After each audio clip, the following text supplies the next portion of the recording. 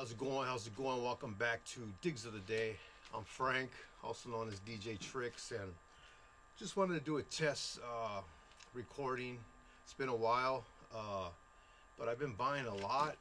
Not as much as I used to 20 something years ago, but I'm still buying stuff that I never had or I wanted a new one of, and also buying stuff like random because the way the covers look, which maybe I just grabbed a batch. I've literally got crates and crates of stuff to share. Share them, give them a listen, and alphabetize them, and probably never touch them again. Just to be honest, because music now with vinyl, I kind of see it more as a collectible thing.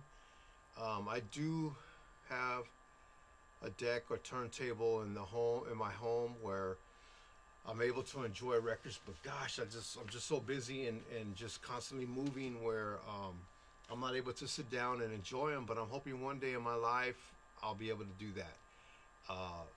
No offense to people that play vinyl all day long. I think with me it was because I was raised with records and always played them for so many years. I don't want to say I got burnt out from it, but it's just something that's more like a novelty to me now and a collectible thing.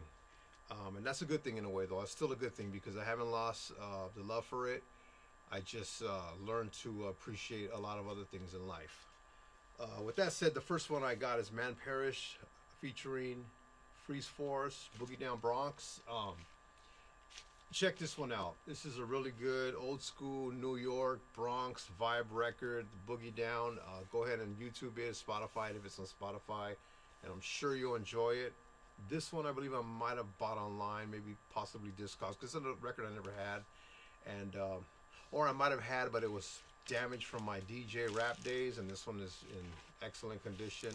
Again, Parish, Boogie Down Bronx.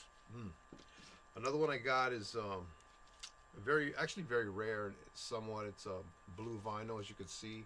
It's by Jammin' Jupiter, along with the Egyptian Lover, the Bass Academy. I recently seen the Egyptian Lover. He's a well-known artist out of Los Angeles area, performing at a local record shop, JDC Records. I'm sure most of you will be familiar with who Egyptian Lover is. He had songs like "What Is a DJ?"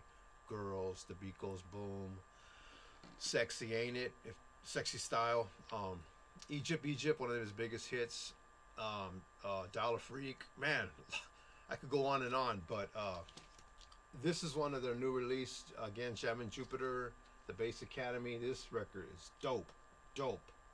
I'm glad to actually have found a copy, because when he was playing it that day, when he was performing, DJing, and playing some crazy records, he played this, and I was close enough to be able to look at it and ask, and he said these were like I guess a private press. They didn't make many. I don't see a number on there, but again, look it up. The Bass Academy, Jammin' Jupiter. Dope record. Another one I got is Brenton, Baby You Got It. I have several copies. I bought it again.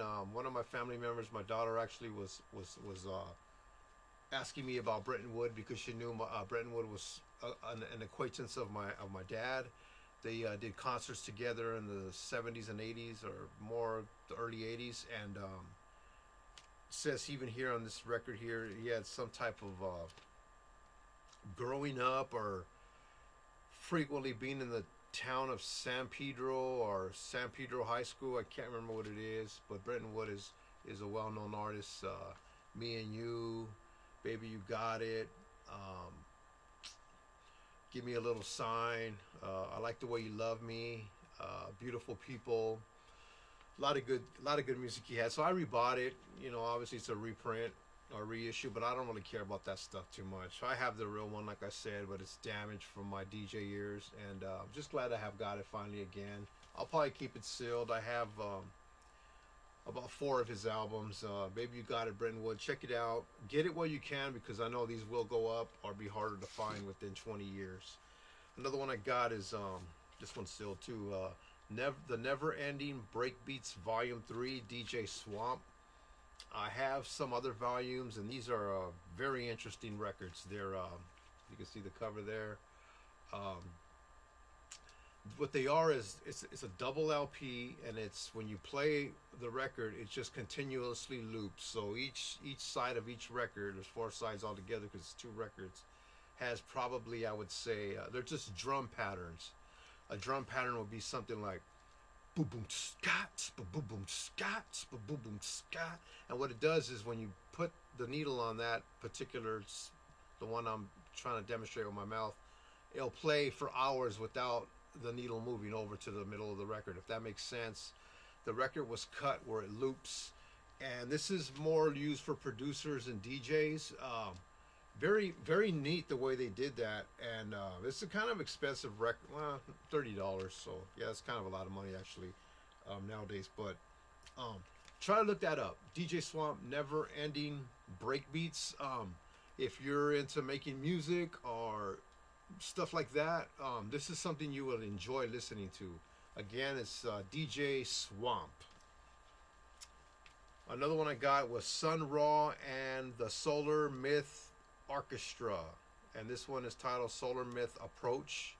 I took a chance on this one because let me just say one thing about buying records. A lot of times a guy like me likes to take a chance and not buy what everyone else is buying or what everyone's saying is hip to buy, because this is how I discover music that I never knew existed. If I'm concerned with buying everything else that everyone else has, which is good too in a sense, because then you have all the same records everyone else has, but the way I said it didn't sound good.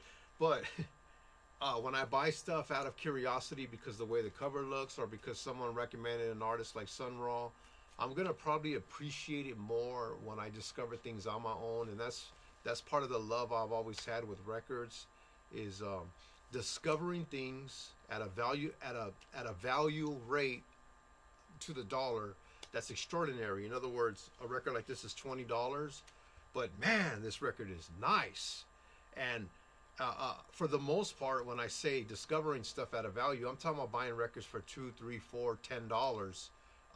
But them being worth a lot more because I'm digging for them. And that's pretty much what this show is about. Digs of the Day, the title says it.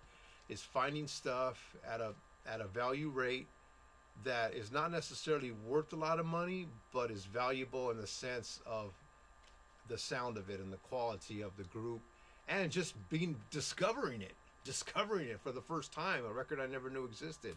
And that would be like Sun Ra and the Solar Myth Orchestra. Check this one out if you get a chance. It's amazing. It's a good play. It's the type of music that I like, where you could put a record on if you have the time to do it, and while you're cooking dinner or having company, and not worry about what the lyrics are saying and what they're trying to get across. It's just music to play in the background. And at my age now, that's what I like, music to just play in the background. Sun Ra. Another one I got is a classic one. I think I found this like at the Goodwill. It's White Lines by Melle, or Grandmaster Flash and Melle. You guys know it. White Lines, driven dreams of passion, or whatever. I know I have a few of these, but just the whole thing with the Sugar Hill label, White Lines, The Message, Survival, those, the big hits. If I see them, I'll always buy them, because it's just nostalgic to me, knowing that I grew up on this stuff and I was there. I was there at the time. It spoke my language. It spoke to me. I'm always going to buy these no matter what. Again, Grandmaster Flash and Melle, White Lines. I'm sure you know it. Another one I got was Orange Juice Jones, The Rain. I want to go outside in the... No, it's not I want to go outside in the rain. Oh, I Saw You and Him Walking in the Rain. And this is kind of an odd record, because this was actually the demise, in my opinion, of Def Jam Recordings. So if I see it for $1, I'm going to buy it again in really good condition. I Saw You and Him Walking in the Rain. It's one of those records that Russell Simmons wanted to put out without the consent of Rick Rubin, who were both partners at Def Jam at the time. Many people know Def Jam Records, LL Cool J, Run DMC, then later on Public Enemy, groups like that. I don't really follow Def Jam Records after 1988. I really don't know much about them. I'm more into new school, old rap, old hip hop, not much of today's rap. But with that being said, thanks for tuning in. I'm Frank. Those were the digs of the day. Got plenty of more to share, which I will. Just been busy with producing music and family stuff and other things like that. But thanks for tuning in. See you on the next one.